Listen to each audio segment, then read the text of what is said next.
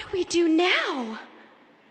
Seriously, I'm not kidding. Go back and watch any movie, and you will see this line over and over again. You're going to see it now. I'm telling you. My daughter watched a movie last weekend. She goes, Mom, I heard that line.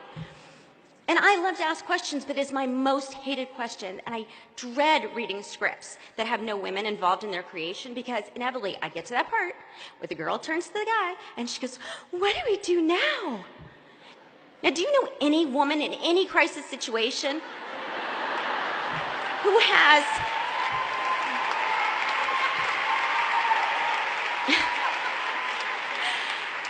any woman in any crisis who has absolutely no idea what to do? I mean, don't they tell women, they tell people in crisis, little children, that if you're in trouble, talk to a woman. It's ridiculous that a woman wouldn't know what to do.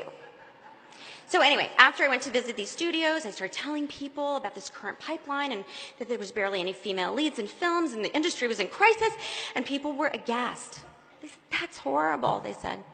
And then they'd change the subject and move on to their dinner and move on with their lives.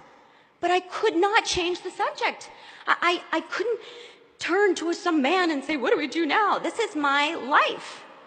Okay, I've made movies all my life, for 25 years, since I was 14 years old.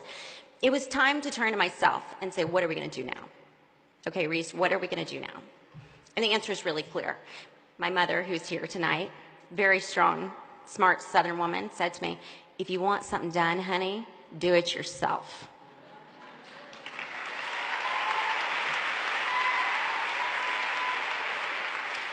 So I started my own production company, Pacific Standard Films, with the mission to tell stories about women. And I was nervous, y'all.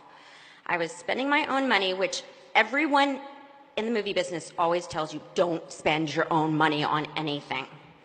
I was warned that on the crazy chance that Pacific Standard would acquire any good scripts, we would never make it past our first few years of business, because there just wasn't a market for buying female-driven material. But like Ed Woods, I do not like to be underestimated. I am a very avid reader. In fact, I'm a complete book nerd.